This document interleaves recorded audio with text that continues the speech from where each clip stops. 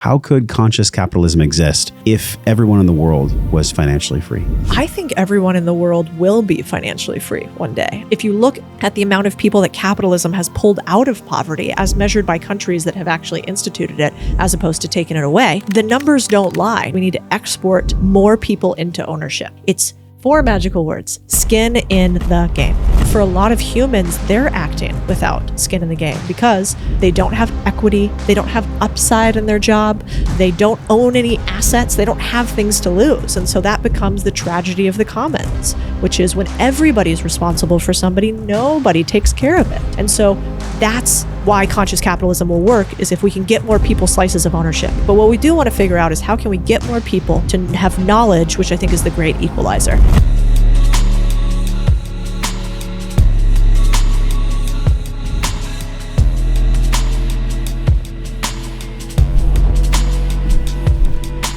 Codie, this is such a cool moment. I have been seeing your stuff for a minute, actually 6 months or so. We were actually at a friend's wedding. Shout out to Mike Dillard. And I think you know a friend of mine named Joni Dillon as well. You met her there. We have all these cool connections. This is why I love podcasting with a new friend, because we don't have to do the whole like tried and true, systematized bullshit canned answers podcast. We can just like get in there. I love it. Which we already started doing actually before we sat down. Like I love your background, you know, like the sex trafficking and early in the game as a reporter, and just it's super inspiring because people might look at you now, they might absorb your content in finance and they might go, wow, she probably got that from her dad, or I'm sure you get that quite a bit. A lot, or my husband. Yeah. Or your husband, right? Yeah. But you're a self-made woman, which I think this is the first time we're really having this kind of conversation, a higher level finance conversation. I think you're right. With a woman on the show. So, really? Yeah, I think so. I mean, many women that have been on the show are extremely successful in their fields, but you know, financial is something that I've been leaning into as a father, as an entrepreneur for definitely 10 years, going on 11 years now, but in the past 3 years, so much with what's going on in the world. Smart. And the uncertainty that we're all experiencing. Like, we'll go from one uncertainty to the other, and maybe you can give us some clarity on what is certain when it comes to finances and financial health. Taxes, it's death and taxes. Exactly. But going back, like it was super inspiring. I saw this on your IG. You said, my first encounter with death changed me. It was the indifference to the brown-eyed, brown-haired woman like me that really made me cry when you went in for the inventory of the women that were deceased. And you said, that's why I built a business that empowers, proving that what you build is more important than where you donate. I think at first audible, people might get it, but they don't really get it. Like, can you allow us to really get your motivation for this? Because this is super early in your career. Very. Yeah, I had my quarter life crisis at 20 years old. And at the time, I was working in journalism. I was still going to school. I graduated a year early from the Sterling Institution of Arizona State, mostly hanging out partying. But towards the last 2.5 years of that, I got over that. And I was trying to figure out where I could make my little mark on the world. Yeah. And so I got a grant from the Howard Buffett Foundation, which is Warren Buffett's son, to go and write stories about tension along borders. He was really interested in what do man-made borders mean for humans. And so I got a grant to write 2 stories. One called Las Desaparecidas, The Disappeared, and another called Generation Abandoned. And Las Desaparecidas was about this wild phenomenon that at the time really hadn't been covered very much. That in this little town of Juarez, which is right across from El Paso, Texas, so not too far from where we are here, there are every year thousands of women murdered and mutilated and found in the desert. And this has been going on for decades, right? And so at the time, as a young journalist, I just thought this is a fascinating story. And I want to tell this story. And so I went down there, I brought my photographer, Courtney Sargent, and we started interviewing people about what do we think's happening here? Why are these women being killed? Is there a serial killer on the loose? Is this cultural, sort of, down there they would call it machismo, but like this toxic culture of male dominance? Is it the narco traffickers? Is it the cartels? Is it the government? And the real answer, as far as we can tell, is yes. Yes, all of that. It's all of that. And when there is no rule of law, then the the most easily victimized are often taken advantage of. And so what was wild is what we realized along the border in particular is if you were to look at the border as a age population map, so like a hot zone, right? You'd see along the border, there were two phenomenon. There was really, really elderly because they were being left behind along the border. They couldn't cross. And there was pretty youthful. And that was because all these people were coming from South and Central America to the border, to the maquiladoras, the big factories there, like Lowe's, Home Depot, blinds, everything that you think of in the US is either predominantly made in China or in Mexico. Yeah. And so these women would get bussed into these factories every single day, but they didn't have any family structure. They had no protective structure. And so they were often, taken advantage of or brutalized in one way or the other. And the wild part was when I was down there, I had a job for writing a paper for the Associated Press, I believe at the time. And there were two newspapers. There was the cartel-run newspaper, which would have been the Sonoran cartel that ran that. And then there was the government-run newspaper, both of which were quite corrupt for different reasons. Yeah. And every single day in the desert, they would find women. And there would typically be in somewhere in the newspapers a body count. And what would be wild is the cartel newspaper would have one number and the government newspaper would have another number. And so part of our job was trying to triangulate between the two. Who was doing this? Was it the government? Was it the cartels? And we were kind of trying to triangulate by who was underrepresenting the numbers, right? And so you would go in there and actually try to identify, which wasn't always easy as bodies weren't always whole. You would try to identify how many women there actually were and where were they from and were there through lines. And we were children. And then I remember specifically one day that was the hardest for me is we were crossing over the border, which is across the Rio Grande that separates Texas and Mexico. And I wonder if it's still there, but there was a huge wooden cross in the middle of the highway.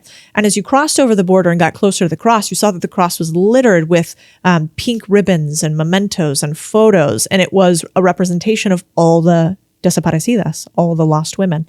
And so that for me hit really hard because as I got closer and I looked at those photos, I was like, wait a second, long hair, long brown hair, brown eyes, like they look like me, you know? And if I was to be lost as a US citizen or somebody of the socioeconomic class that I'm in, there would be a lot more happening than just a poster taped on this cross.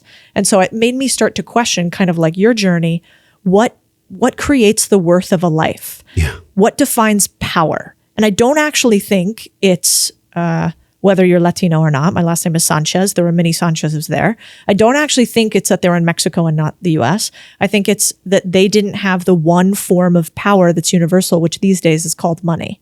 And so that's when I started my little journey of, I want to figure out what it means to control money, because I think that means power. And with power comes freedom, maybe for me and maybe for others. It sounds like it was a well of pain and sadness and grief that you were not expecting. How old were you? You're in your young 20s then. Yeah, I remember I couldn't drink yet. So probably 20. Yeah. Okay, so you're 20 years old. Like for the psyche of a 20-year-old, I can't even imagine how intense that might have been.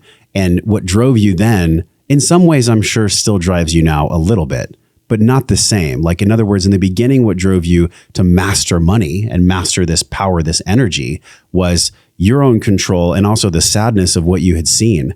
But now it's probably a little bit different, maybe a lot different. Like, how does that still, do you still reflect on that on a daily basis, a monthly basis? Does that still inform you in some way? I think that tragedy has to be reoccurred to be not lost contextually. And so the farther we are away from a really difficult moment, the harder it is to still have it sit with us, right? And I actually think it's really good to carry tragedy with you because it makes everything that happens in life so small by comparison. Mm-hmm. And so I would certainly say I'm not as touched today as I was then because seeing bodies and seeing violence is very different. And humans, we learn to evolve over time to forget some of that so we get to keep going.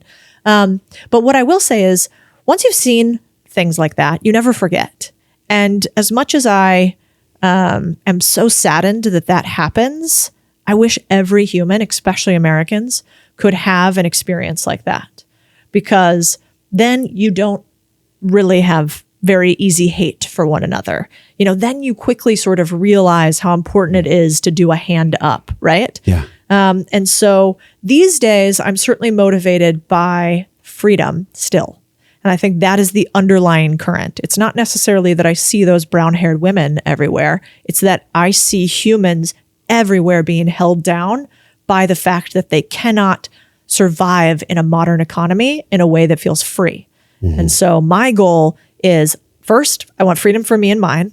Don't get it twisted. Yeah. I want freedom for my loved ones, then the community, then our city, then our country, and then, sort of the world. And it's in that order. Yeah. Well, the only way that we can actually live free, because we all signed up to be here on planet Earth, otherwise it wouldn't be happening, is to master this game of money. It's something that I fought for a long ass time. So many people have a wound around money. Yeah. And I'm sure you've explored this quite a bit in many different platforms. Maybe you've even been asked this on a stage at some point in your life where someone was like, look, I have all the skills, I have all the relationships, I have all the deals, all the opportunities, but like there's some kind of subconscious block or there's some kind of wound in me that literally I hit a glass ceiling when I try to make over 100K or 1 million or 10 million. Like you see that quite a bit, I'm sure, because I know it's within me in some way. I think it's within a lot of entrepreneurs. Yep. And if we're being fucking honest about it, we bring light to it by speaking about it. So have you ever experienced that yourself in any way? And how do you see that playing out in all these people that you reach across the world? Yeah, it's fascinating. A friend of mine, Claire, told me about this experiment that she saw. And so I replicated it. And basically the experiment was this. It was at an event with a couple hundred people. And I said, I want you to visualize money and your relationship to money. What does that feel like, sound like, smell like to you? And then I want you to physically represent it. And we had everybody close their eyes. And I stole this, but I can't remember who I stole it from. So apologies, whoever that is. I want you to physically represent how you feel about money. And so if you can imagine a room full of 100 people, their eyes are all closed. And I said, okay, now sort of represent, nobody's looking at you, nobody cares, however you feel about money, do it. And of course, my feeling for money is kind of like this, hands are up big. I'm like grabbing it. I kind of got a grin on my face. And that's my natural state. I'm like, give it to me. Yes. And as I look around the room, this was predominantly women in the crowd. So it'd be interesting to see what it was for men. What do you think they did? Small. Kind of like, yeah. Very small. Almost, I looked around and it was almost like people were beating them. There was everybody was really small or like kind of sad or a little scared or maybe like a little bit, tiny hands up. And that was the first time I realized, oh man, you can't start with tactics with people. Actually, most humans, to your point, have some sort of wound that has to be filled. Yeah. And if you don't start there, then all of the tactics I tell people, because I'm very tactical, will not do anything because they're built on a house of sand. And so that's why I think I've become more comfortable over the years with people who help with mental blocks and emotional blocks and spiritual blocks. Whereas historically, quite honestly, I was like, get to fucking work. Like, what are we doing here? I thought it was unnecessary. I thought everybody should just work through it. And then seeing this and a few other instances made me realize, oh, no. We have to get people really to increase their self-confidence level before we can really tell them how to make it to the next level. Yeah. So you imbued yourself along the way with this, but like you were not born into a wealthy family. Like this is a kind of Americana middle-class fam. So where do you feel like you got that spark for the entrepreneurship or just spark for this relationship with money? Like it wasn't just in Arizona at school. It was something else. I think it's my father. I would give him probably most of the credit. And you said that you have a son or a daughter. I have a son and we have a mystery baby on the way. How exciting. We don't know the gender yet, y'all. Early congrats. Yeah. So I think it was my father. My father was the type of father who never called you a princess, who instead always said you could be president, who helped me learn how to shoot guns, go into the wilderness, play softball, play volleyball. He was never the sort of dad that thought that was for girls, and so he couldn't do it. He would wear those ridiculous little softball shorts and white high socks right with us as a coach of the team. And so, and he's like a hairy sort of Latino looking dude. So you can just get the full visual, Yeah. you know? Did he have a mustache? Yeah. Okay. He does. White He has hat, a maybe. mustache. Yeah, you nailed it. Just like a little bit on the extra screen right in now. the middle. Yeah, exactly. So, so anyway, so he was just a huge champion for me. And I think that made all the difference in the world. And then, you know, not to dissuade my mother at all. She was certainly the same, kind, nurturing. But I almost feel like we women, you know, we either are hard on them or we put them on pedestals for our fathers, but usually it's a lot of pedestaling. And then a lot of times for mothers, we're hard on them. You know, we see ourselves in them, I think, in the future. And so anyway, between the two of them, that is why I think I was comfortable enough to kind of go out and get them. Although my brother's completely different. So I do think there's some force within each of us that is our choice. Too. Younger bro, older bro? Younger. So you're 7 years. So you're big sis. Yes. Okay. Yes. So the responsibility, it's always interesting because we've had people on the show that have sold millions of copies of books around how the psyche works and the space between the head and the heart. Emotional intelligence and finance, they're not as far apart as people think they are. And maybe there was a point in your career where you really had to go into the emotional side of what makes you you, because it was potentially holding you back from making more money or holding you back from being more successful. Maybe it was a selfish desire, like, okay, I'll get this emotional intelligence figured out so that then I can make more money. Or it could have just been something intuitive from you. Because when I look at your media and I see how you show up and the way that you speak and you teach others, you can't get to that kind of a place of articulation unless you've done enough work on yourself to be confident and to have a base level or a big level of self-love. How did that work out for you? I would take a curious, confident human over a high IQ, non-curious human just about any day of the week. And so when I think about the type of people that are in finance, we over-index on intelligence and IQ, which is actually, I think, a real problem because curiosity is usually where you find the answers. And so as a journalist, you really have one job. The one job is to ask the right questions, and everything else is a byproduct of that. As long as you can wrap those answers in story, then you can win. And so I actually found a lot of similarity between journalism and finance that was unexpected. Especially, I remember when I was in private equity, I was at, one of the very first firms that I worked at. And I didn't realize that there's this unwritten rule in high finance and maybe in a lot of higher level positions, which is that we don't ask questions that make us look dumb. You know, it's like, don't ask that question because it shows you don't know what you're talking about. Sure. This is really, really normal in big corporations and in high finance. And I didn't know that that was a sign of lack of intelligence. And so I would ask questions like, hey, I do not understand anything you just said at all. Can you back up and explain that to me like I'm a 6-year-old? And I had no expectation that that meant I was dumber. It just meant that this particular thing wasn't well explained for it to fit into my brain, unrelated to my intelligence. Yeah. And so I think that helped me grow quickly within finance because most people aren't willing to do that. And you will never make as much money or grow as fast as somebody else who is willing to ask questions and shut up and take in the answers. And so oftentimes my partners, when we would look at our historical record of investing, these were guys who had huge exits and they were 30 or 20 years older than me. And they were highly condescending all the time. And what was fascinating is in the beginning, I correlated how strongly somebody spoke with their likelihood of being right. Turns out those two things are not that correlated. Yeah, no doubt. And beautiful thing about investing is it's a scoreboard. You either win or you lose. And so the one nice thing about it is I was like, God, I don't like that deal. We would sign our name at the bottom of the deal. And I would say, yeah, like I think that's a 4 out of 10 deal. You know, I won't block your deal, but I don't love it. And so I got to start ranking all of my investments and realizing, oh, wait a second. I actually have a gut for some of this stuff, even though I'm not the one pounding on the table about a deal to do. And so that's a big push I have for people in general is just ask more questions. Who cares if you seem dumb? Because your ability to ask questions will mean you get to the answers faster. I can't tell you how many times on this podcast I've asked a guest, what does that word mean? Yeah. I don't give a shit. Yeah. I mean, really, it's the vulnerability, I think, around money that scares people because money is this subject where you're supposed to not talk about it or politics or religion at the table. It's such a fucking duality we live in here on planet Earth because money is literally the controller of most things. One could even argue that it's the controller of almost all things. Although love, you can't purchase it. You can try to purchase it, but you ain't going to buy it.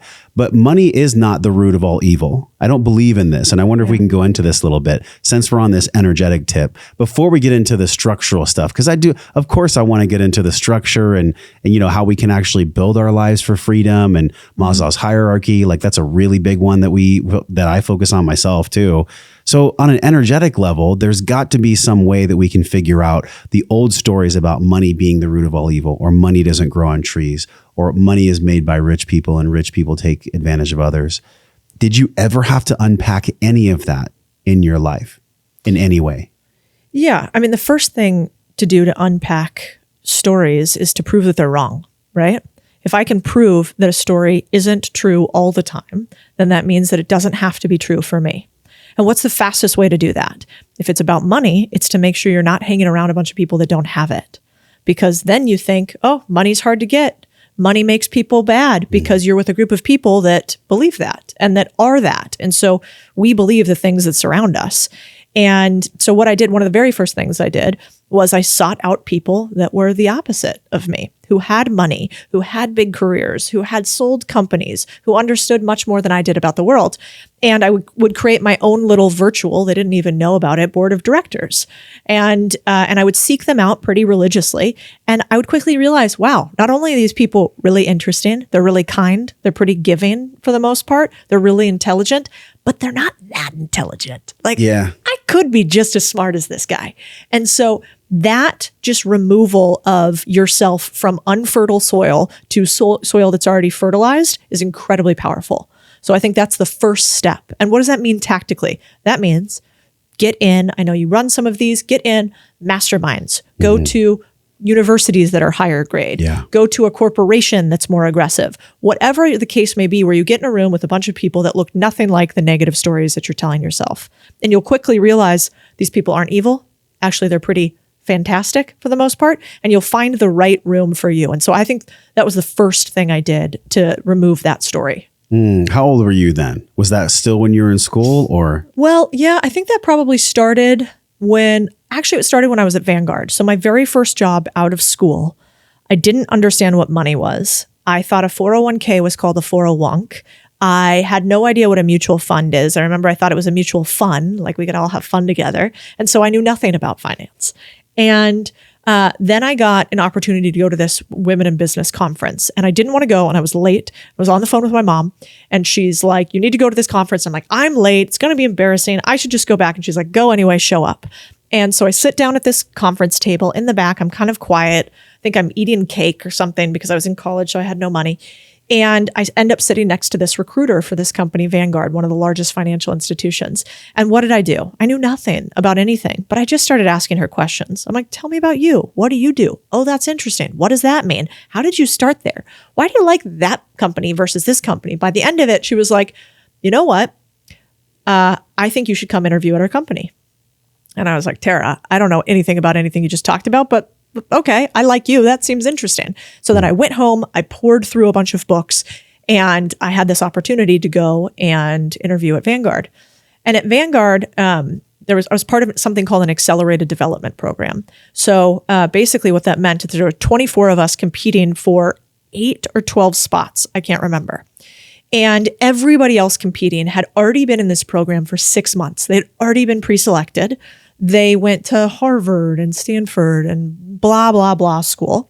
They knew all about finance. They were accounting majors or marketing, et cetera. I was a journalism and public relations major. I had just come from living in Mexico for most of the year. And I remember I sat down on the first day. It was like a 1-week evaluation process for this. And I didn't think I was going to get the gig. And I sat it down at the very first day, and they started asking us all of these questions. And I didn't know any of the answers. So I went home, stayed up all night, studied for the next day, whatever. I finally get the job.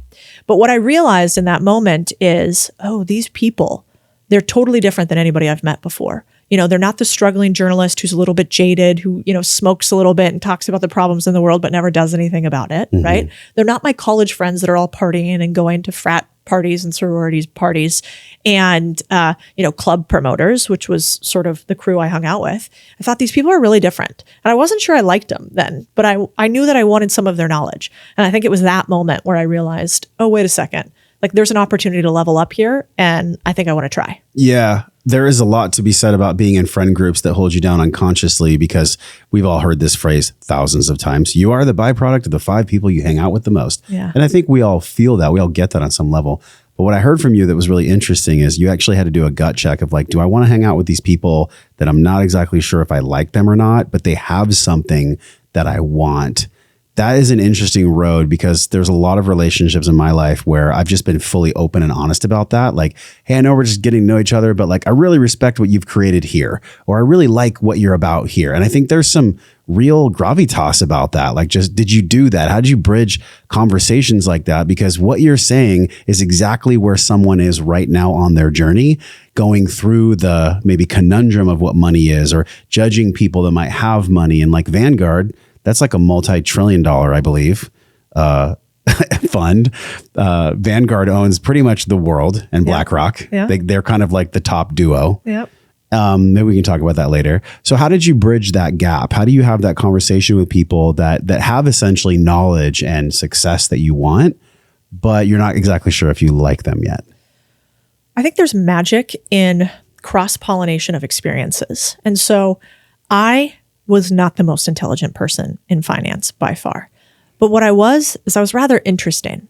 So if you want to meet interesting people, you have to be interesting yourself. Mm-hmm. And the fact that I had the story to tell about being in Juarez and my experiences there was completely different than somebody who went to school at Stanford, Harvard, Yale, Cambridge, right? So they just thought, this thing doesn't look like all the others. And that's incredibly powerful. And so let's say that somebody listening to this knows a lot about quantum regeneration machines and crystals and energy and whatever. That is a really unique perspective. If you were to drop yourself into a finance conference in New York and you were just to say to a group of very high performing people, energy in here seems like kind of intense. I have this spray that is like, it's a sort of a down regulator and it's based on this sort of physical property. And would you guys like to try it? And they probably would have never had that singular experience before.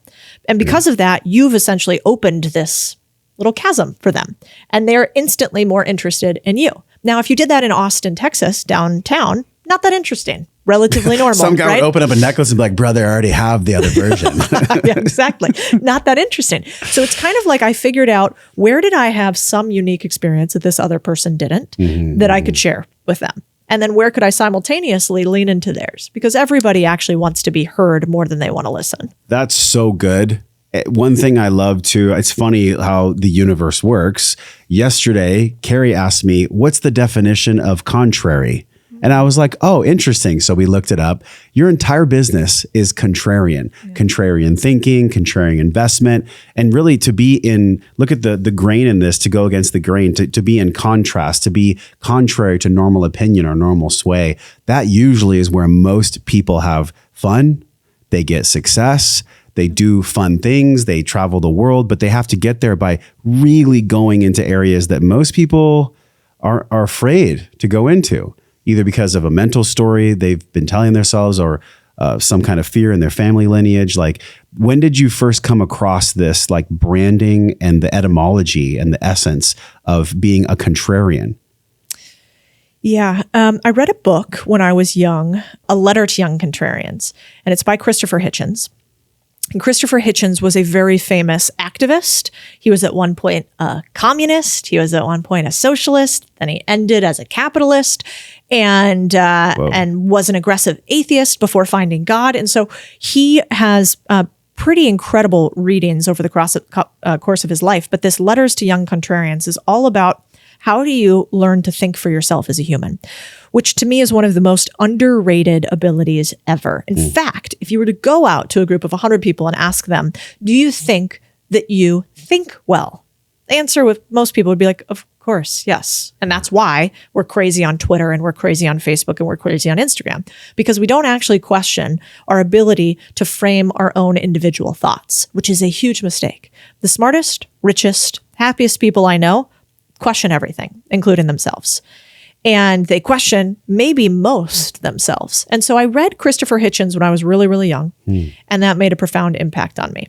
And then I went down this rabbit hole of who are the contrarians of our time, because I find them the most interesting. If you think about Steve Jobs, think different, right? The Orwellian 1984 campaign he ran at Apple, I think, is one of the best ads of all time.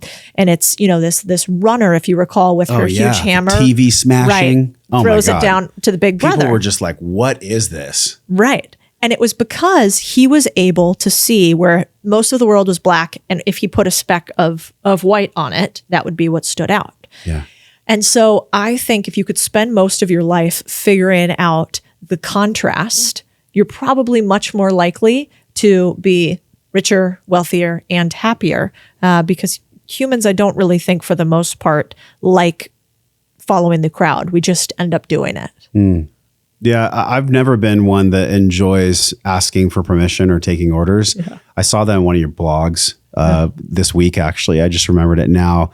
There's a difference between being a rebel without a cause and being a rebel with a cause. Yep. So I'm a rebel with the cause of freedom, and I get that vibe from you. Maybe that's what brought you to Texas in some way. Totally. Where were you before Texas? All over the place, but DC, San Diego, Chile. So yeah, we definitely came here for 3 reasons. One was looser regulations and taxes, 100%. Yeah. Which I'm just a believer in. And then 2 was the innovation that's happening in Austin. I think anytime you want to play a game at a high level, you should go where the game is played the most. It's not rocket science, and yet we don't do it. And so if you have a startup and you're in tech, I don't know why you're not in Austin, New York, or San Francisco.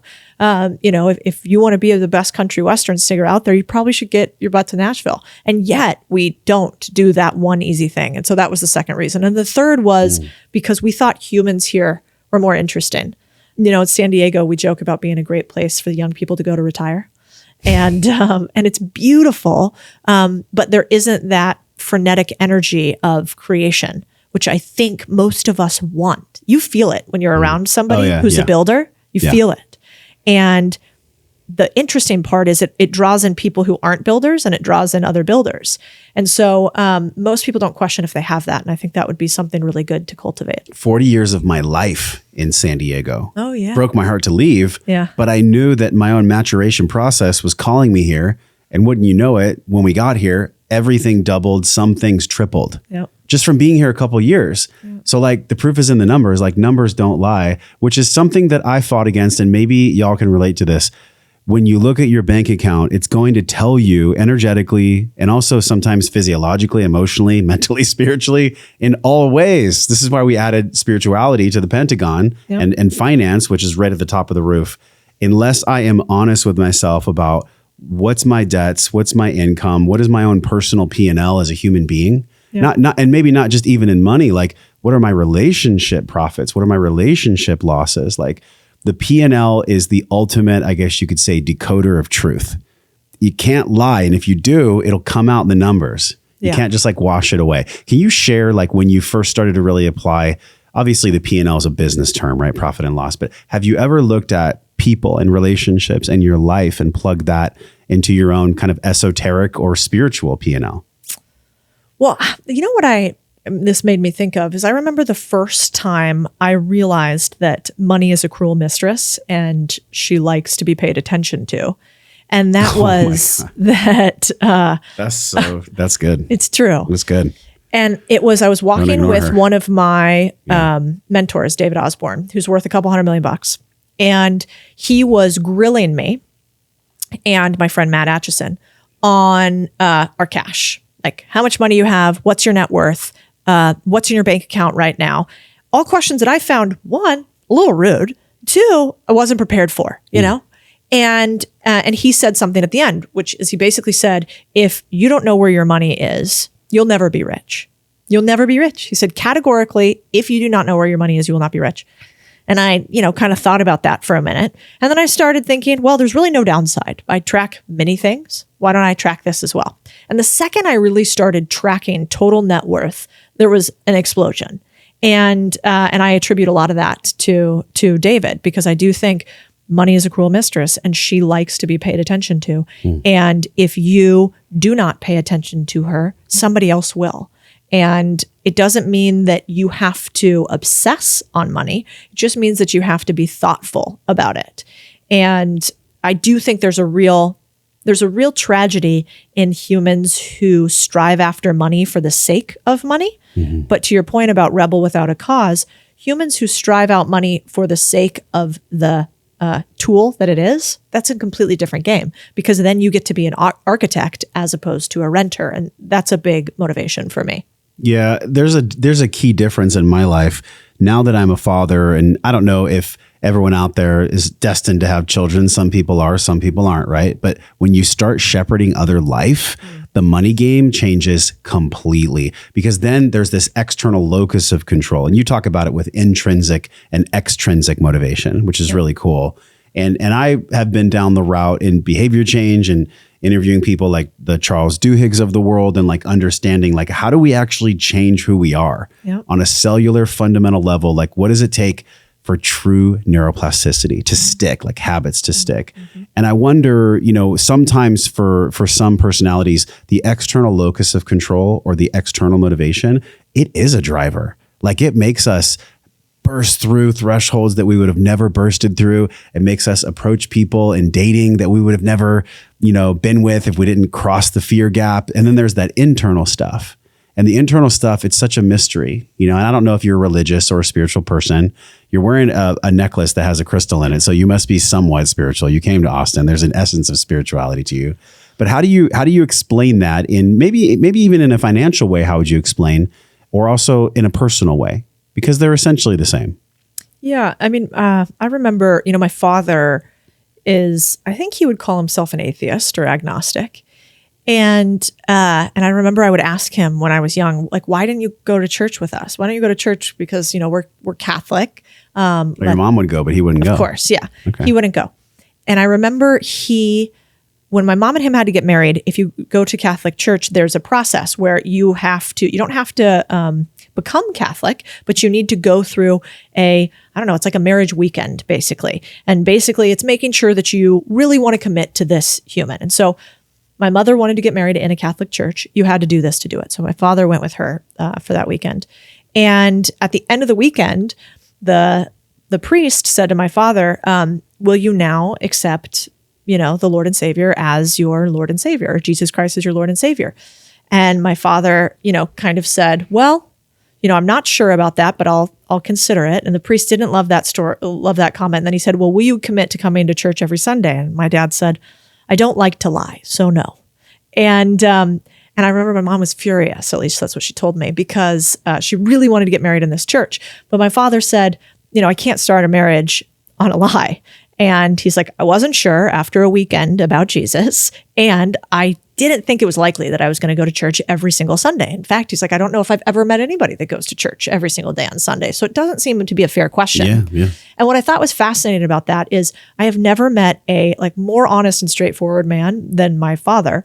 And yet he wouldn't describe himself as overly religious or spiritual. He would say, do the right thing and don't lie because it's easier to remember. And so my little moral compass is a little bit old school. It's the golden rule: do unto others as you want to be done unto yourself. And maybe do things, even if it doesn't mean you go to heaven, even if it doesn't mean that, you're more energetically aligned, do it just because it's right. And I think that's more interesting anyway. And so I don't have a strong spiritual practice besides going outside for walks, communing with nature a little bit, and believing that if I do the right thing, the world gets a little bit better. Yeah, well, I can sense from you that might be a spiritual framework without the esoteric language. Yeah. Like, it makes sense to me. At least I can experience that from you. Yeah. And especially with the world you came from, the financial world is not a place where you're putting crystals on the table during board meetings. That ain't happening. No, maybe it'd be better for it. I like it. Might, honestly, it would probably do them a world of good. Maybe they could have the Lila Quantum on their table or something. But I think about this question of like, what drives me and what makes me really want to stick to the changes, and essentially the promises, the freaking promises that I make to myself. Yeah. And the promises I make to myself depend on really like my energy and my opinion of oneself. That's an intrinsic view of who I am in the world, like my identity. But the extrinsic is interesting because I can see other people doing well and I get excited. And in the past, I might not have gotten excited. I might have like compared myself to them. Oh, yeah. You know, comparison is the thief of joy. So to go back to this, like, how would you explain this model of success? Let's talk about it like personal and financial success through this lens of internal and external motivation. Yeah. There's a great book on mimetic theory. And basically it's that most of the things that we want are due to external stimulus that tells us that we should want this thing, AKA extrinsic motivation, which basically means I see that you have a beautiful table here that we're podcasting on. I have a cardboard one. I think that I need this beautiful table, right? And as opposed to intrinsic motivation, which means that somewhere inside of me, for some reason, I want this thing, even if nobody else has it or nobody else wants it. And what's very hard to determine as a human because of all of our societal programming is which one's which. But yet what I've found is that when you can, let's take it from a hiring perspective, just so you could see it in another human outside of you. When you hire somebody and they find joy in the journey, and they think it's fun to do it, as opposed to they want a lot of money, even if they're good at it. This fun to do it, enjoy in the journey beats somebody who's incredible, but just wants money almost every day of the week. And it's because that it goes back to that curiosity thing. When you're really curious about something and when it's really interesting, you can't help but become obsessed and go down a rabbit hole. And you will beat those who are really grinding themselves against a gear continuously. It's kind of like yoga, you know when you get in a yoga position and it's really hard, like the first time you do crow or something, and you get in it and you're like, there's no way I can force my body to do this. I'm not strong enough. But then you have one little tweak that makes you realize there's a leverage point and it's not very heavy at all. And so that is intrinsic motivation, is when you use leverage because it's what you're uniquely skilled to do anyway. And so when I think about my life, if I wanted to just make a ton of money, the most money humanly possible, I probably would have stayed in finance and grown a couple more funds. We managed billions of dollars. We made hundreds of millions of dollars a year. I would continue to do that. I probably wouldn't be on the internet with a newsletter. And yet, I kept coming back to wanting to write because of that intrinsic need. Even though when I left my last partnership, I remember two things so vividly that really pissed me off from my partners. One is they said, well, if you talk about money online, you might as well call yourself Grant Cardone. And I was like, I'm sure he's fine, but fuck that. That's not my style. And two was like, good luck on your little blog. And I remember those like just sat with me. And then I was like, oh, if I talk on the internet, does that mean I'm a guru? And if I have this little newsletter, is it always going to be little? Is this a tiny business? Am I playing small? And then I realized like it didn't really matter. It was the thing that I wanted to do. And then lo and behold, I'm a lot bigger now than those individuals and my net worth is bigger. And yet I no longer feel the need to compare between the two because I found my leverage point as opposed to grinding through private equity like I think so many people do. And so that's how I measure success now, is if it's not a fuck yes, it's a no. If I don't think that it's intrinsic motivation, I try to question it. Yes. And then I redirect because often I'm wrong. I wonder, the way you articulate things, like there's a fierceness, but there's also like a calmness. And a lot of times when people articulate in that world, they're just kind of like stuck in a hardcore masculine phase where they're like, well, this is just how it is, motherfucker. And like, that's cool. Like that works somehow, but too much of that, even for us as men and definitely for women, it can exhaust the nervous system so hard. And I remember we even had to, wait for the perfect divine timing of this podcast because you had said, yeah, I'm actually like getting through some health journey on myself. And so it'll be a couple months before we can meet. And I was like, cool. I've been through health journeys too. Who hasn't? So did you ever feel like that edge of masculine energy where it would at some point serve you so greatly with success and then other times it would feast upon your nervous system? How did you balance that? Oh, yeah. I mean, I still feel it today. If you go look at my feed on Instagram right now, for instance, I was realizing as I scrolled through it, I was like, I feel a certain way when I'm watching this. And then I realized I wasn't smiling. I was like, this is how you buy a small business. And this is what you do. And I was very serious in all of them because I don't script anything. So I'm thinking through, how do I buy a business? What's the easiest way to say this? I'm very left brain as I'm going through it. Yeah. And so my team made me this big sign out of wood that just says smile bitch on it. And it gets lit up right behind me. And so, I think often I slip into the masculine because of my finance background. Sure. It's very standard. But the flip side to that is I remember it all starts kind of with your programming, and then you have to deprogram yourself. And the really successful people are the ones that had some sort of programming. They usually went through struggle. They had some realization, and then they reprogrammed themselves to be who they actually are intrinsically. And mine was when I came into finance, which I'm not that old, but back in the day, I mean, we had to wear pantyhose and like a suit every day to work Shoulder at pads. Vanguard. I don't know if we had to wear shoulder pads, but that's a look. Okay. And so, it was very masculine. I was like wearing a, same suit every day with like this pantyhose and a button-up shirt. And I cut my hair really short, and I have very thick hair, so I looked like a mushroom. Why'd you have to wear pantyhose? Mandated by the company, Vanguard. Wow. Is that wow? That was 2008 too. That was not too long ago. That is truly old school. Yeah, Okay, 2007. Continue. And so I think they got rid of it into like 2008 or 2009. I'm sure the internet will tell me. But so I cut my hair really short, and I didn't wear a lot of makeup because I thought that to be successful, you had to be kind of masculine. That's what I saw represented.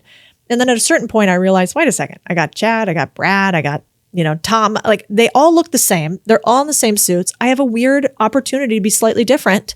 And just by being who I am. And so then I, was like, let's grow it out. Let's wear the clothes I would naturally wear. I'm feminine. I'm going to wear the clothes that, I think are interesting. But even today, you'll find, and I'm sure it's the same for men in different ways too. If you're too built, let's say, or too stylish, then people might not think that you are a very good tech CEO. They might think, oh, this guy's obviously the sales guy. He's not the engineer, right? And for a woman, if you're too good looking, let's say, or too voluptuous or wear too much makeup, people also often assume the same thing. It's a weird societal index that you have. And so I think you just have to figure out what's the balance? And I think a lot of people make themselves out to be victims out of it. So woe is me, I can't be like this, as opposed to what's the game that we have to play, and how do I earn the respect that I want, but also still be true to who I want to be. Yeah. And you just calibrate it over many, many years. But there were certainly points where that was really difficult for me. Doing the cold plunge and cold thermogenesis is fast becoming the #1 way to increase your health and metabolism, which directly leads to weight loss. Let's hear from Ryan Dewey, the CEO and co-founder of Plunge, to learn more. At this point, you've probably heard about cold plunging somewhere on the internet and wondering what all the hype is about. Well, here at Plunge, we like to take all the stress out of the problem by providing at-home cold plunge units that provide crystal clear cold water on demand. As opposed to lugging ice and getting that trough in place and dealing with dirty water, the Plunge provides it always and there ready for you. Cold plunging is one of the greatest ROI tools that's out there. 2 to 3 minutes every single day, and you get the increased dopamine levels, a more resilient immune system, a regulated nervous system, and ultimately just a more calm, peaceful outlook on life. We truly believe that when you take the plunge, you change your life. We'd love for you to check us out and see what the cold plunge is all about. Save $150 off your brand new Plunge, plus get free shipping right to your home by heading over to joshtrent.com/plunge. Use the code WellnessForce. This is hands down my top daily biohack for longevity, inner peace, and mitochondrial health. Don't miss out on this special limited time deal. Head over to joshtrent.com/plunge. Use the code WellnessForce. Save $150 off your brand new Plunge and a super special deal of free shipping. Was it in any way that learning curve of like how to just be your most authentic Codie and not have to be a plug-in or look like the Toms and and all the people at the table? Like, how did that manifest into your life? And in some way, did that ever cause you any health issues where you had to be constantly grinding and pushing the gas pedal down? Or did you find a way to balance that? I've always found that when you focus on the outcome and what you want, a lot of that little stuff floats away. And it might come from the idea that I always go back to context. And so when I was first at Goldman, let's say, in 2008 and 2009, when the world was sort of collapsing back then, I remember I was the youngest analyst at the time. And there were a few women, but I was probably one of the few women and definitely one of the only like female Latinas. And this was like before diversity was a thing. And now I think there's a lot of toxicity in it, but back then it really wasn't that much of a focus. And I remember struggling with the fact that we never saw the sun. So like let's see. So I would have been there for 2 years, like a year and 7 months or something. And I was located in either New York or Chicago. And the weather during the winter months in Chicago in particular, the winter lasts for like 17 That's years. hell. Yeah. And you work at Goldman from like 7 a.m. and sometimes until 11 at night or 8 or 9 at night. And so I didn't see the sun for like 6 or 7 months. And that was really hard. And you would eat like in the cafeteria there, whatever they had. The gym was also located there. So maybe you go to the gym if you got lucky that day, and you'd sit at your desk and you'd make a ton of calls or you'd do your PowerPoints and you wouldn't see the sun. And that was probably one of the more difficult times, like from a health perspective. And when I finally realized we were making good money, but I was like, oh yeah, it's not worth it. And so I was like, we need to move south. So moved to Dallas at the time. And I really do think there's truth in a couple things. One, almost anybody who's been successful has some version of I slept on my couch, I didn't see the sun for 7 months, some version of that. Yeah. And so if you want something really badly, realizing, all right, let me do a terrible 6 to 12 months and realize that I'm still going to survive and be strong from that. And then 2, a wake up from it that you probably want something slightly different from what you were doing that day and you were working harder and not smarter. But I'm not sure that you can get to that harder, not smarter point without working really dumbly for a while. Yeah. And I did that. Yeah, I think everybody's done that. That's created almost anything. There's that struggle phase. Yep. Almost like, the imaginal cells that are created inside of the chrysalis when the caterpillar turns into the butterfly. We kind of have to liquefy sometimes. That shit's hard. It's really, maybe it's designed that way. Otherwise, literally everybody would be doing it. I think what separates, and I think I've heard you talk about this in some way, what separates truly successful people, and I define success as somebody that has true balance in all those areas in the Pentagon. Someone's bank account could have 8 figures in it, but if they're lonely and depressed and sad and their life isn't robust, then is that truly success? Mm-hmm. I think that the people that are really successful, and I wonder how you feel, they have this essence to them. They have this confidence to them that they have this true mastery or they're in the process of mastery of those 5 areas. And they also just have a secret ingredient. I don't exactly know what that secret ingredient is. I wonder how you might explain it. But to me, it feels like it's just perseverance and grit. Because without that, literally anything that's hard could knock you down, even if you truly loved it. What do you think about that? Yeah. Well, one, I think your whole human perspective is really important. Now we sort of judge our friendships and the people we determine are going to be partners or people that we choose to do life with by a couple of different things. And one is, at the end of the day, I never really see your bank account. So I want some monetary success there because that tells me that you also have a life view that's similar to mine. Like, I want money so that I can make impact on the world.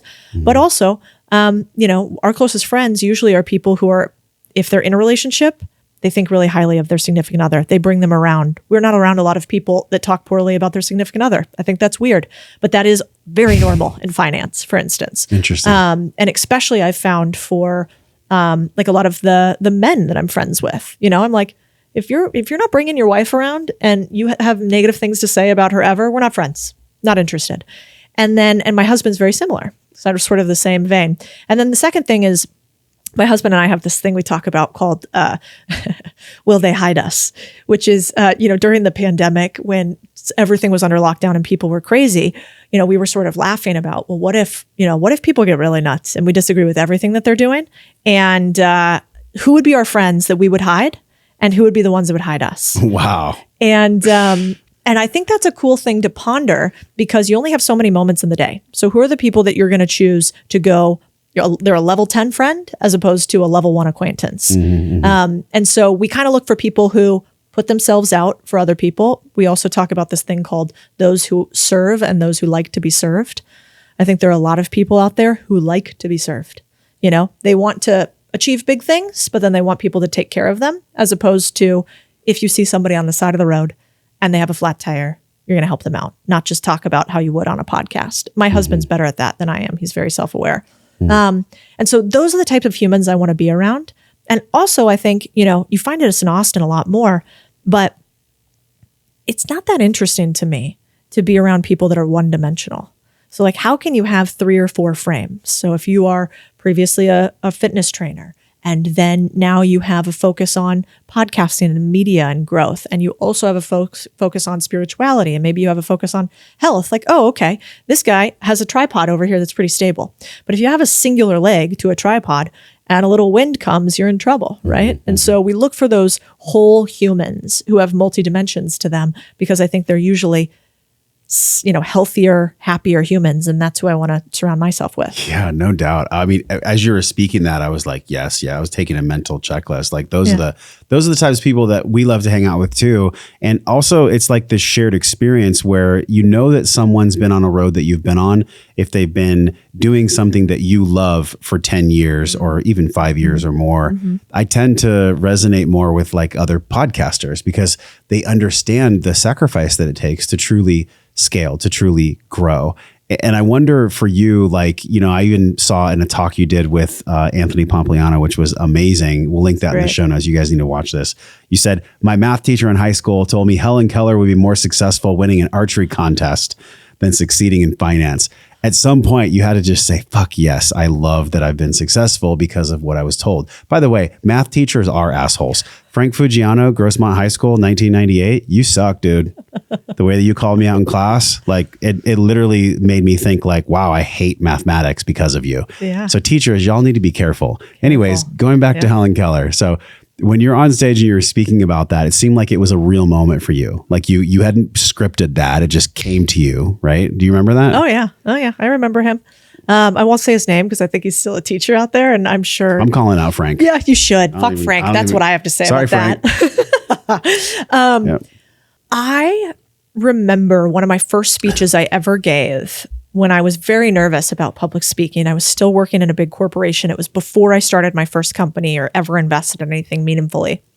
And I had been asked to give a speech by a friend who was hosting a little event in Chicago at the time. And I think I called it The Armor of No's. And I haven't thought about it in a long time, but I should revisit it because basically I have this belief that in order for us to succeed through life, which can feel like a battle often, that we need to put on an armor.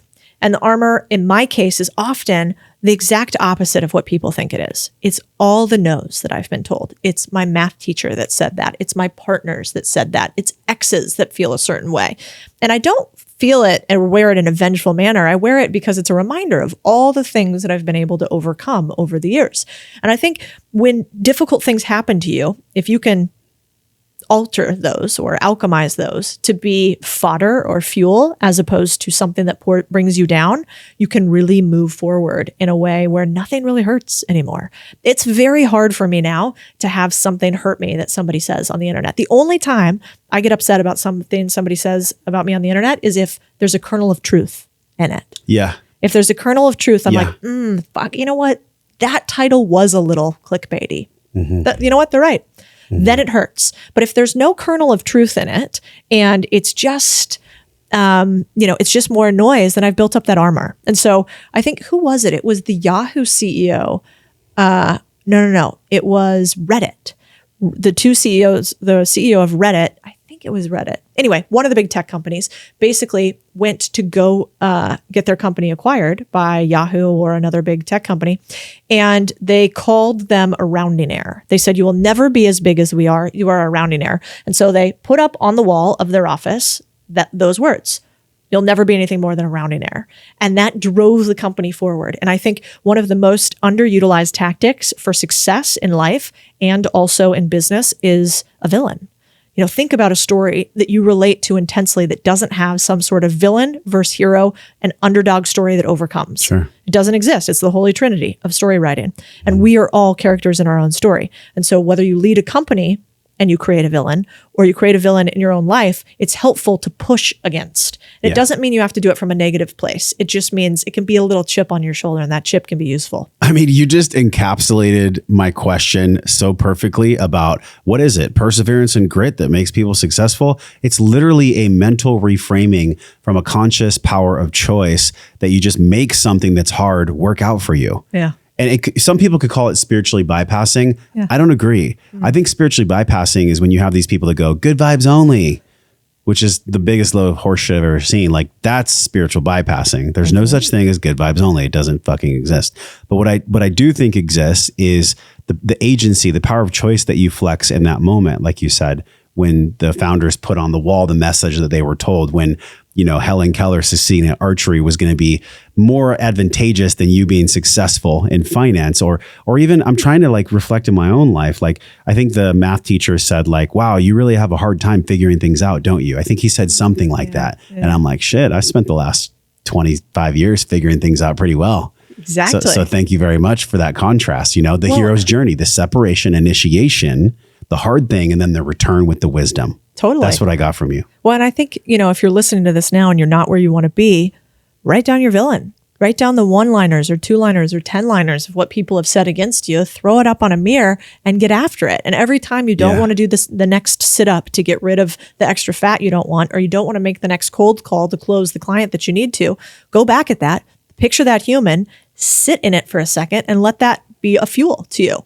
And then you build up these calluses, and calluses allow you to lift bigger and bigger weight. And so it's not as hard, I think, as people make it out to be. Or if you're doing yoga and you said if you adjust, also if you breathe. This is why we have like 1,000 students in our breathe program, because without breath work, I don't know where I would be. Like if I don't remind myself to,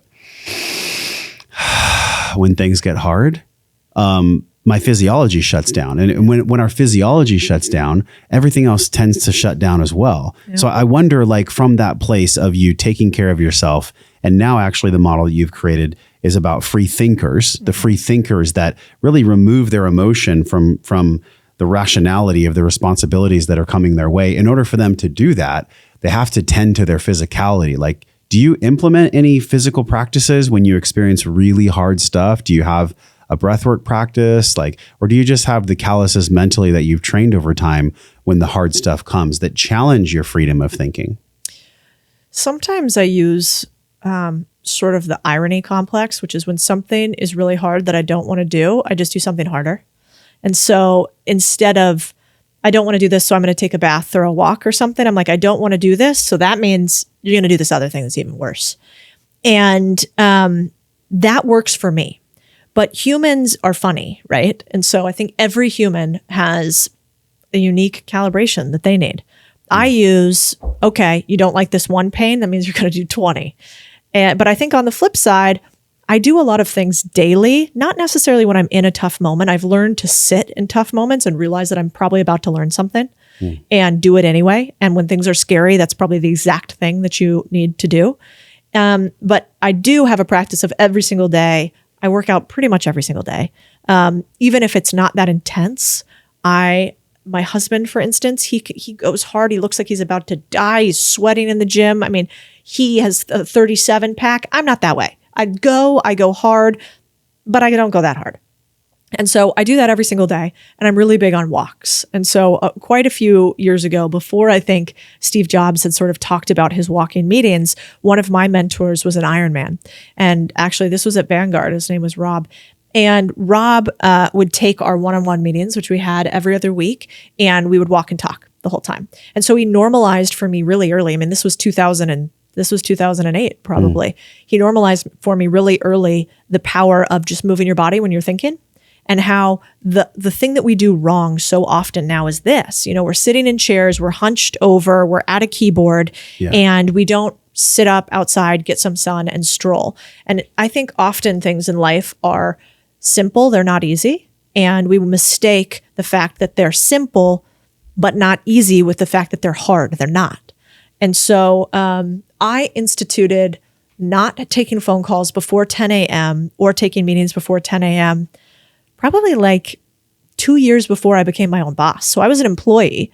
I didn't tell anybody. I didn't make a proclamation, but I just scheduled my calendar, so I never took a meeting at that time. And I remember telling one of my colleagues, and they were like, there's no way you could do that. How could you ever just, not take phone calls before 10 a.m.?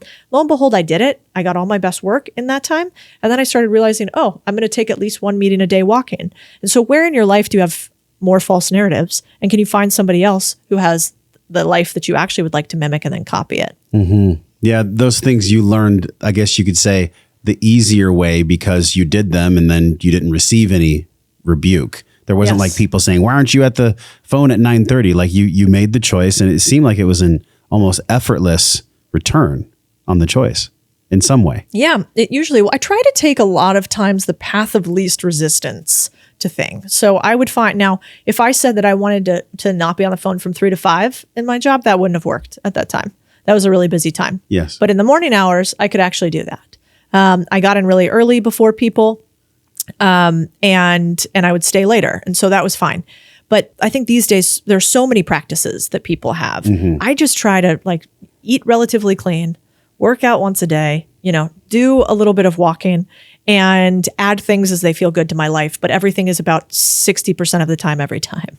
So I feel like I've heard that in a movie somewhere. Yeah, exactly. Okay, so let's go back to the emotion and rationality, because people that are hyper emotional or even hyper vigilant, there can be a blockage in the PFC, like all the blood drains out of the prefrontal cortex. When some people that have had hypervigilance or trauma or even TBI, or even just in corporate situations where there's teams that aren't being managed effectively and bosses don't know how to coach, and just really traumatic experiences. There's the financial freedom, there's the personal freedom, and then there's also the philosophical freedom. In order for somebody to truly be free, and you've spoken about this quite a bit, like there has to be this base layer of financial intelligence. Yeah. Because one could say that they're a free thinker, but if they're in a job they hate, if they're in a relationship they hate, they don't like their body, how free are they? How much of a free thinker are they really when they haven't addressed really what we all signed up for here, and that is finance? Yeah, I think you're right. Surprisingly, the number one thing that usually changes everything else, in my opinion, is your body. Like if you start working out every single day and lifting heavy things and eating a little bit better, you're going to miraculously get richer, have more fun, have better energy, have better friends, have a better network. It's a total tragedy to me that we have so many people who struggle with health overall, because I think that is the biggest limiter on wealth. Because when you don't feel good, it's really hard to go out and do the things you need to. Go close a deal, go have a financial conversation when you're feeling horrible. Right. And so, so I almost always start there. Just like lift something heavy every single day and eat a little bit better than you did the day before. We have something in all my businesses called the 1% rule, which basically means everybody at the company is responsible for making the company 1% better every day. So 365 days later, our company's not 365% better, it's thousands of percent better, because we have multiple people that work at these companies. And so I try to think about that the same with myself as a human. I don't have to go and work out every single day for an hour immediately. I just need to do like 1% better. So that might mean I just like increase my step count by 200. And as long as I'm doing that, there's this beautiful thing called compounding, compound investing, compound learning, and compound living. And if you can do those three things, those tiny little changes accumulate to something massive. And, it goes back to that old adage of we really do underestimate how much we can do inside of 3, 5, and 10 years, and overestimate how much we can do in one. Who is the person that said that? I have heard that wisdom so many times, and every time I hear it, I'm like, yes, it's so true. It's easy to forget. And so we also instill, we do the one thing principle, which is basically inside of the company every single week, we have something that's called our rocket ship. And so, and you could do this in your personal life too, but in business, it's really, really powerful, because you as a leader are like the captain for your ship. And if you steer it off course by just a few degrees, but everybody is rowing by a few degrees off course, you're in trouble pretty quickly. Yeah. And so I had this idea one day. I was realizing, as we do something called a weekly WhatsApp. So on Mondays, we have a presentation I do every Monday for my main company that I'm working on now. And in it, it's kind of like what's going on in the company, what's coming down the pipe, and then a framework. And so my framework for the week was basically, an image of a little kid with a slingshot and a bunch of pebbles. And that's what most of us humans are. We have a to-do list that's 57 miles long, and it's full of a bunch of pebbles, and we're picking up the slingshot and we're slinging them out all day long. And then we're feeling pretty good if we get pretty far down on that to-do list. But instead, what you really want in a business and in your life is you want to have, the bazooka, you want to have the grenade launcher, the rocket ship, whatever visual you want, where you are standing alongside a bunch of children with pebbles and slingshots, and you have a grenade launcher, and it's unfair. And I always want to play games where I have an unfair advantage. And so the team each week, it's like, what's the one thing you do that can be your rocket that will disregard all the pebbles thrown by anyone else alongside you. And if you do that each week and you get 1% better every day, you're going to have a really hard time not having massive success. So what is y'all bazooka? What is your bazooka? And that could be in anything. Like that could be in if somebody wants to be a speaker or a business owner or even a media person. Like when you started your channel, which by the way, your TikTok is at 1 million people. I'm like, that's amazing. I don't know how people do that beyond just like getting after it in a certain way. Did you have a bazooka that allowed you to grow that to that big? Yeah. I don't know if you've ever read the book, Who Not How. Who's it by? Don't remember. Okay. But it's an incredible book and you probably don't actually have to read it. Here's the summary. The summary is every time you ask yourself a question, how do I do this? How do I get there? Instead, you should ask, who could get me there? A person is always the answer. And so every time in my business we're stuck, I realized somebody else has the answer to this and I could beat my head against the wall and try to figure it out myself, or I could find them. And finding people these days is actually incredibly easy because of social media. Yeah. You could type into Twitter, TikTok expert, and you're going to find 452 of them. And so my goal in life is always to get to the who is going to make the how irrelevant.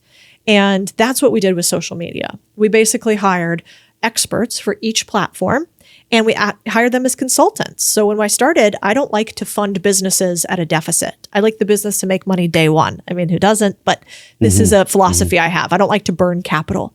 And so I was like, I want to spend the least amount of money possible on this business. And so I hired consultants. I'd pay them for a couple hours here and there to tell me that their 10,000 hours distilled. And so I did that for TikTok. I did that for Instagram. I did that for Twitter. And then every quarter, we do it again for all of those different platforms. And we do it for marketing if we're into that. And we're doing it for webinars if we're doing that. And we're doing it for buying car washes if we're doing that. Yeah. It's always who. But your ultimate goal isn't just to create this empire where you're seen as the oracle who's bringing financial wisdom to the world, or is it? Because when I look at your programs, and by the way, we'll link it right now. Where can people get the programs to purchase for financial intelligence and business purchasing? And contrarianthinking.co is where everything is. And sign up for the free newsletter first. Like get into the community and the idea. Yeah. And then see if you like the idea of buying boring businesses or running, your own finances in a different way. Yeah. But there's plenty of stuff that we do for free. Cool. Because the reason I asked you that is going back to this free thinkers to remove emotion from rationality. In order to be free, we have to have that financial chasm filled. That has to be really secure for us. And I wish that if I could go back and change one thing, I would plant a little seed in my pocket in my young 20s. And I would say, go and learn about financial intelligence. It's really important. And it's not important because you're going to become rich one day, even though I know you are. You are going to be able to help other people. That is the core of it all. Because yes, I don't think that I'm here to judge anyone that wants to be wealthy, that maybe doesn't want to share, that doesn't deserve my judgment. But I sure do resonate. And it makes sense to me that if you have done the work to be financially free yourself, which then can come as you talk about the personal and the philosophical freedom, then you can truly be of service to others. And this is like the crowning gem of our conversation here. The Maslow's triangle, the way that you've done this 3-tier explanation of true freedom. When did that first start to come online for you here? Because I assume that's why you do what you do now. You don't have to. Yeah. You're in a place financially where you don't have to do anything you're doing at all. Yeah. So why are you actually doing in the first place? Like, what does this mean to you? Well, I started being public in 2020 during the pandemic. And I did it because I saw that we were losing a lot of freedoms. And I was concerned that there's this truth about government that is once they take something away, they rarely give it back. And so I was worried about that. And so I started a newsletter with my friends to share my ideas on the subject. And I said, I want to actually have a conversation. I'm not trying to unilaterally speak at you, but we can't get together. We can't communicate in the way that we used to. And so I want to long form my thoughts, and then I want us to have a communication on this. And that newsletter was called Contrarian Thinking. And what I quickly realized is that people do not want to be told how to change their mental frameworks. We think that we think really well. And so when I come across a problem like that, what I really wanted to do is I want to push upon people's ideas. And I wanted them to see that some of them were inelastic and they were really breakable. And their ideas were not their ideas. There were other ideas planted in their heads and left there. But I wasn't getting what I wanted from it. So then I thought about the Trojan horse story from Troy. And I thought about how they presented this huge wooden horse, right, to the city of Troy as a gift. But inside of it was something else, right? It was soldiers that ended up sacking the city. And so not for a nefarious reason, but my idea was, what does everybody want? What is the gift that everybody wants? It's money. Nobody, when you talk to them, says, I want less of it. I wish I had less. Keep it, right? Right. We all want more. We want more of it. Yeah. And so I realized, okay, I know a lot about money. Why don't I make money the Trojan horse to thinking? And if I can get people to get skin in the game, to actually understand that there's a lot of abundance with money. And once you have things, you tend to want to protect them. And a lot of people, I think, have this feeling today that they don't have stuff, that they won't have an ability to get it, that life's unfair. And so we have to take it from other people. Or we have to give up our freedoms to somebody on high because we can never do it by ourselves because we're so pathetic and we're victims. And I thought, wait a second, if we could change that mentality through making people financially free, then we could actually get them to think for themselves. And that was the idea, is to build an army of people who are so financially sovereign that they can make decisions based on their own self-interest, and they can make generous decisions because they're not acting out of a place of scarcity. And that's the goal. That's the goal. I love the Trojan horse analogy. I use that all the time. That super resonates. Yeah. And I love it because many times the thing that people want is unconscious. Right. They say consciously that they want this, but really, like the Trojan horse, you have to give their conscious mind what they think they want. But what their soul needs, or what the deepest part of them actually needs to be free, is probably wrapped inside of what they think they want. So I love that. And I wonder too, like from the philosophical lens, if there is a way for everyone on earth to be financially free, how could conscious capitalism, I've never thought of this before. Yeah. How could conscious capitalism exist if everyone in the world was financially free?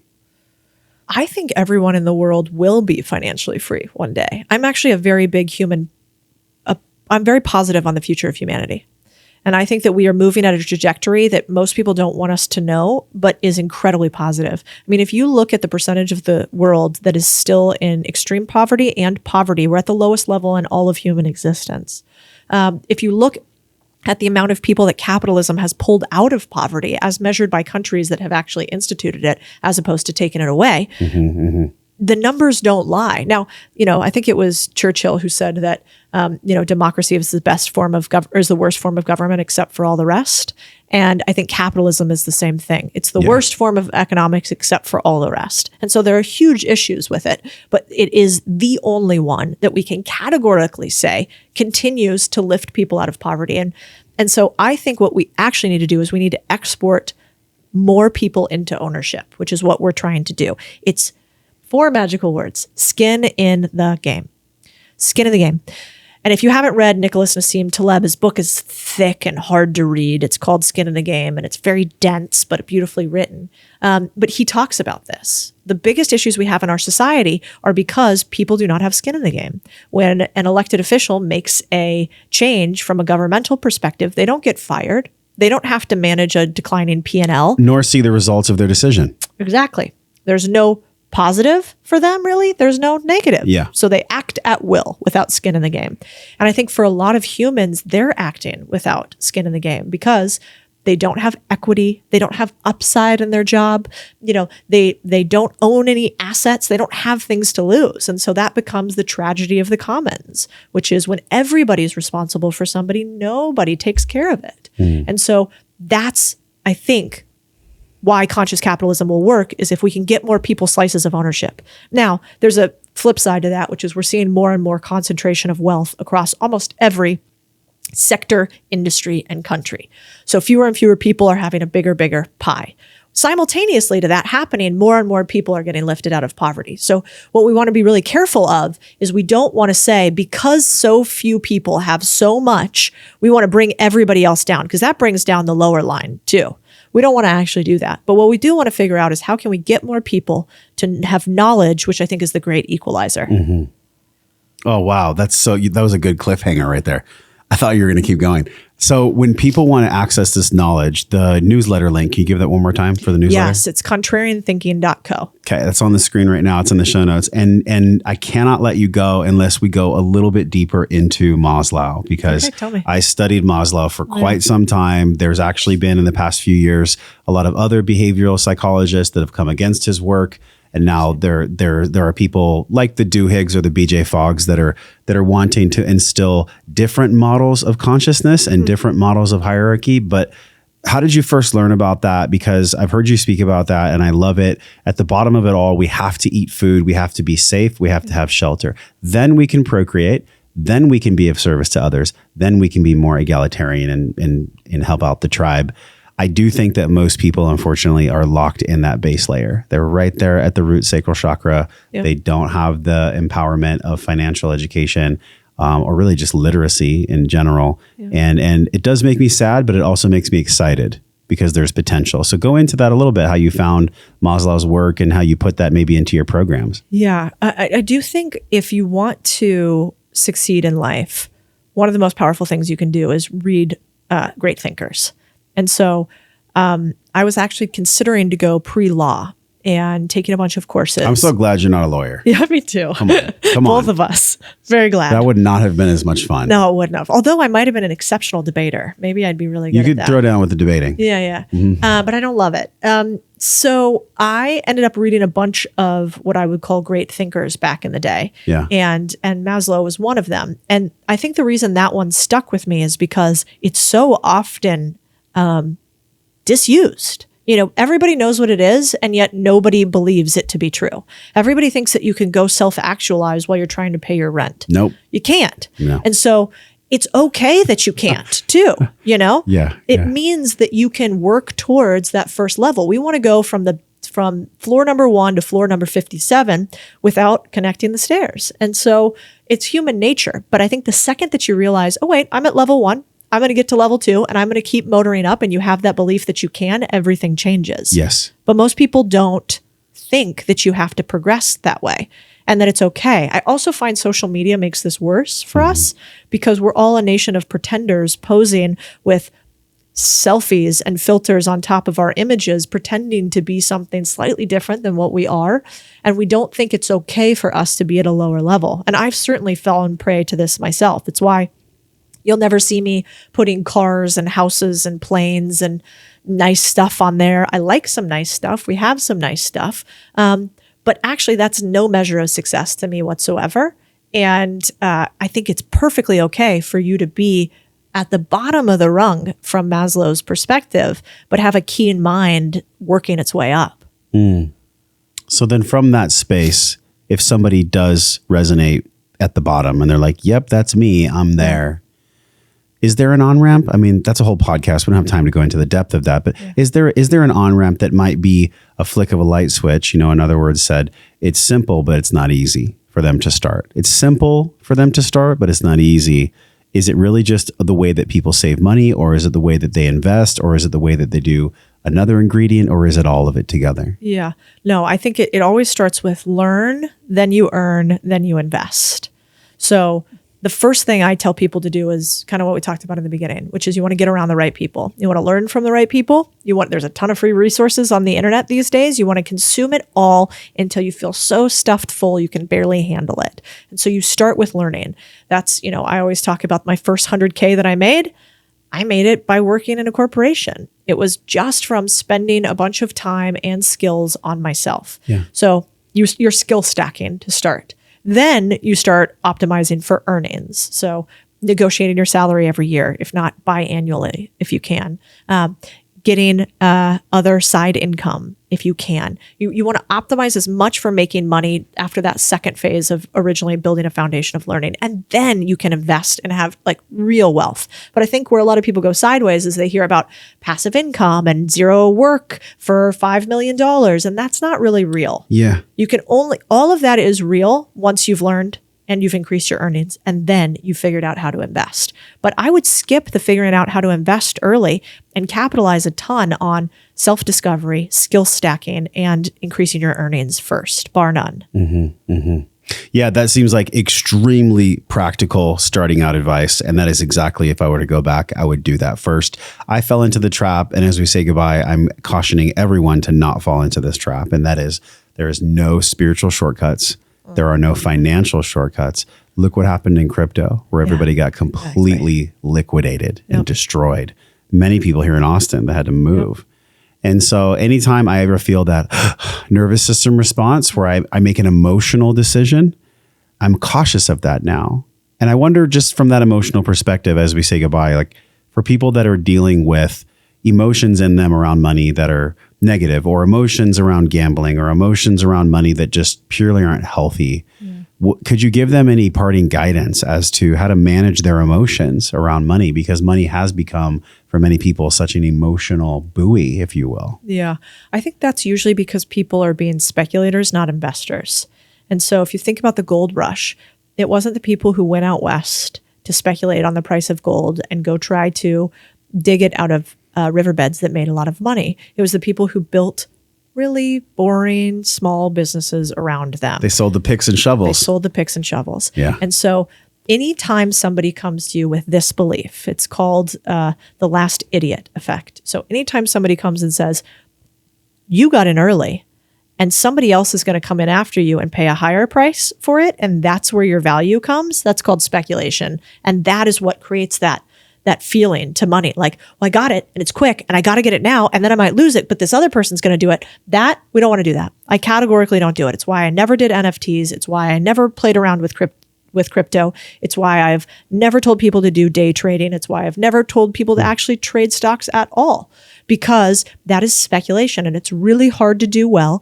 And anybody who's actually done it at a very professional level will tell you that you don't make real money that way. You make money by playing long-term games with long-term people. And so what would that look like? It would look like, I'm not going to buy Bitcoin because it will appreciate long-term.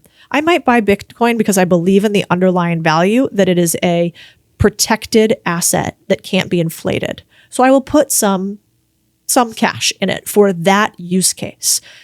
And instead of going in on this next hot stock that I think is amazing, I might buy a multifamily property with a couple of friends all pooled together that we think is going to not only appreciate in value, but cash flow over a long period of time. You want to buy things that have real intrinsic use to them. And, crypto trading or day trading stocks is just the last idiot theory. It's, I'm smarter than you. I got in before you did, and I'm going to sell it to you. And you're going to then eventually be the one that's holding the bag. We don't want to play zero-sum games. We want to play games where everybody can win. And it's funny because someone watching or listening is like, well, you don't understand. Like, I can actually go in there and make money. I'm not the last idiot, which maybe that's what the last idiot says in some way. Well, and do you want to be that person? No. I think there is something to be said about, like, we have a mutual friend that introduced us, and he does a lot of investing in crypto. And I wonder what he might sit at the table with us and, challenge you in a respectful way. Right. Yeah. But the long-term game is the only game that, if you look back on charts and data, it's the only game that's won. 100%. It's the only one. All these flash in the pan ideas of anything. I had a company just offer me some equity. Yeah. And I was like, okay, I haven't really gone down this route before. So I'm in that phase of like doing the diligence and really figuring out, like, is this the right fit? And getting all my friends to give me advice, and getting people that have done equity deals before to give me advice, rather than me feeling that emotion and just being the last idiot, which I've never heard. Can I give you a piece of advice? Let's go. So if you're going to do an equity deal, here's what I would say. 99 out of 100 companies are never going to exit for a serious multiple, which means that you shouldn't take equity in lieu of cash. And so if that's true, then you want to have some upside, I always recommend distributing equity or equity with a cash payment. What that means is you don't ever want to be left holding the bag where you think, God, I'm going to put in all this work and my expectations weren't met with what I thought I was going to get out of it. Yeah. And so instead of taking a straight equity play, maybe we don't have to talk about what the deal is, but let's say you were going to consult with with a nootropics company, and you were also going to talk about it on the podcast, and they said, okay, you're going to get 10% equity for that. I would instead say, I want to take a percentage of sales in perpetuity. So forever, for those people that I bring on, I want to take a percentage of their lifetime value with you. And I want to take a little bit less equity. I'll take 7% and I want 3% cash payments that come to me monthly from an affiliate deal. Or I might say my typical sponsorship fee for my podcast is $5,000 a podcast. I instead will do $2,000 for you, and that's 7% of equity. But then no matter what, you're getting some payment now for the work that you're doing, because the founders take payment for the work that they're doing. You just want to make sure that you don't get stuck sort of with this idea of selling that I think has been falsely sold to all of us. It typically won't happen. And it'll be okay as long as you take cash along the way. And it's 99% that don't make it? Oh, it's more than that, 100%. Why do you think that is? Well, because if you think about it, why do I think that is? Well, first of all, just most companies fail, period. The failure rate of a company that hasn't done $1 million in sales is basically 100%. The failure rate of any company over any time period is 100% because very few companies last forever. And so I think it's just a natural cycle that happens. And then specifically for venture capital, if you think about how the venture capital industry is actually really incredibly small. And those are the companies that actually get sold for big enough multiples for the equity to matter. And then on top of it, you have a lot of, this is a little bit more technical, but you have dilution, right? So if you take 10% of the company now, but the company has to raise more money because most companies sell something and then get paid later. Your shares get diluted. Your shares get diluted. So then your 10% is actually only worth 5%. And then if most companies, most small businesses that aren't tech or VC backed sell for anywhere from 2 to 5x. So 2 to 5x profits, not revenue. That means that usually the price that they pay, that they raise capital at is too high for the price that they will sell at. And so, one of the fun games for this is for you to really think about, if we take that idea of sponsorship, let's say, for you to think about, all right, I charge $5,000 for podcasts. I have, I'm just going to make this very easy, 4 podcasts a month. And so that means that I only have those 4 slots at $5,000. So if I gave 2 of them to this company because of this equity that I'm going to get, I'm out $10,000 times 12. That's $120,000 a year, right?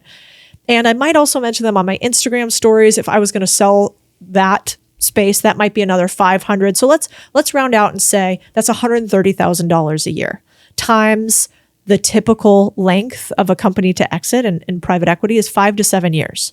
So now we're talking about $600,000, $700,000, $800,000 worth of revenue that you would have gotten if you had just taken it as a straight up sponsorship. So then you do that number and you say, and also I had to wait 5 or 7 years, which means inflation happened on that money and time value of money, meaning a dollar today is worth much less 7 years from now. And so that $800,000 is now like $1 million.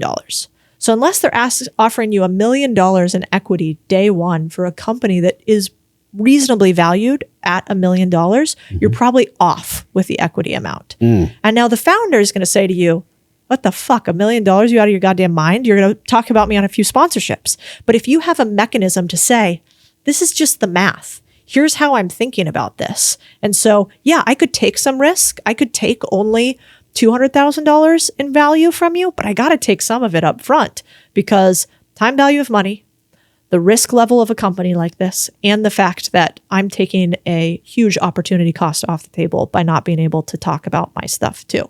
And so I like creating models like that tell me realistically, how much am I going to spend and what could my upside be? And I'm sure this is why people pay you to consult for them and negotiate deals. Have you ever been a hired gun where a company pays you to negotiate a deal? I don't do a lot of one-on-one consulting, but I have done it with like some big private equity funds that I sit on the board of. Yes. And yet you still choose to meet people where they are through a media channel.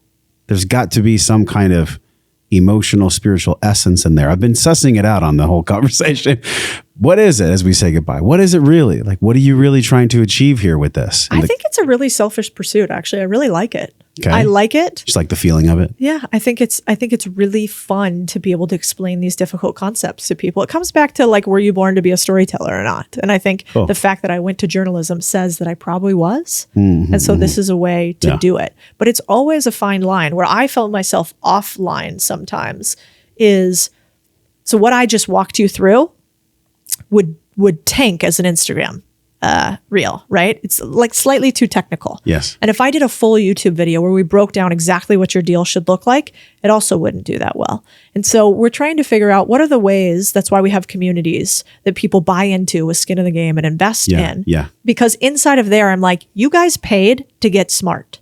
And so we're going to make it smart and really technical. But for most people, I'm just going to make it a lot easier for them to believe the fact that it's not all that hard. I got really pissed the other day because this guy on YouTube did this video, and I talked about this one laundromat deal I did. And this guy, I just get mad thinking about it. This guy... Does that mean there's a kernel of truth? Well, this is the question. Okay. So he basically was breaking down one of my laundromat videos and saying that it wasn't correct, and here's why, and it was actually a bad deal. And he walked through the whole thing. His video was like, I don't know, let's call it 20 or 30 minutes, and mine was 10. And so, I watched it because I always want to make sure that were we wrong on something? And if we're wrong, then we got to own that publicly. That's a rule. But as I was listening to it, I was like, gosh, you know what I realized? It's so easy to tell people why something won't work. It's so easy to tell people why they can't. And it's really hard to get people to believe that they can. That's actually really, really hard. It's very easy to say, just take this little pill. And that's the only way that you're not going to be depressed. Not you're capable and there's these other tools that we can have. Yeah. Our whole society wants to tell you you can't. And I just have to remember that my mission is to tell people that they can. And that might mean that it's not going to be a 37-minute, really high-level video to get the masses in. But we have 600,000 people considering that they might be a business owner watching that video. And then my job is to shepherd them if they decide to actually do it and make it very tactical for how to get there. But I'm not gonna over sophisticate the message so that people like that can feel like, oh no, we've done this in a way where, it's very professional and we're wearing our suit and everything and we're going through every single number. No, I'm going to get people's attention on it and then I'm going to take them really tactically. And so that's where my alignment gets off sometimes, is because where I think is the funnest is teaching people to believe in themselves.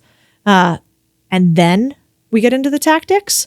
And oftentimes people that aren't in the arena want to tell you why what you're talking about is impossible.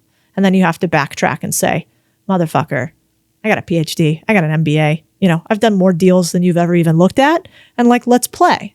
And so that, I think, is the mission that I'm on right now, is what's the balance between how technical we can get people and leveling people up and getting as many people under the roof as possible. It's hard. It's real good, Codie. How do you define wellness? It's a question I've asked almost 600 something times now. All this financial literacy is such a huge part of it. It's like the top of the roof. Yeah. But on a real level, like in the deepest part of you, however that you is going to manifest the rest of your life, imagine yourself 20, 30, 40 years from now. How might you answer this question that I'm about to ask you? What is a life well lived?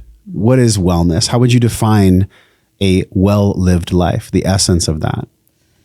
I want my obituary to be pretty interesting. And so I think if I think about a well-lived life, it's what's written on the tombstone, what's read in the obituary. Did I do something that 80-year-old Codie would be proud of? What am I doing something right now that 13-year-old Codie would think was pretty cool too?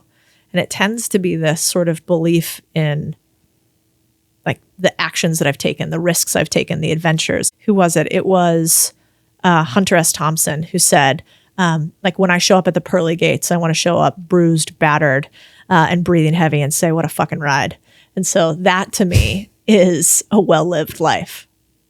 Amazing. Thank you for coming on the podcast. Thank you for having me. This was a well-rounded financial conversation. It was. A lot of financial conversations, they're very heady. Mm-hmm. And I feel like we really explored the gamut of this wheel about what life really is. So thank you for showing up that way. Same. I know you let me give you live advice on air, and we got to talk about spirituality. I have nothing to hide, y'all. And I'll tell you who the company is once we do it. Love it. How about that? Yeah. Okay. So until Codie and I see you on another episode, possibly 20 years from now, where she can validate what she just shared, we're both wishing you love and wellness. We'll see you next week. Hey, thanks for watching this video. If you love this video, hit subscribe. That way you'll be automatically notified when new videos come out, new episodes, and also share this video with a friend. If you loved it, they're gonna love it too. Check out some of the videos on this screen that are perfectly curated based on the video you just saw. Make sure you follow me, and I'll see you in the next video.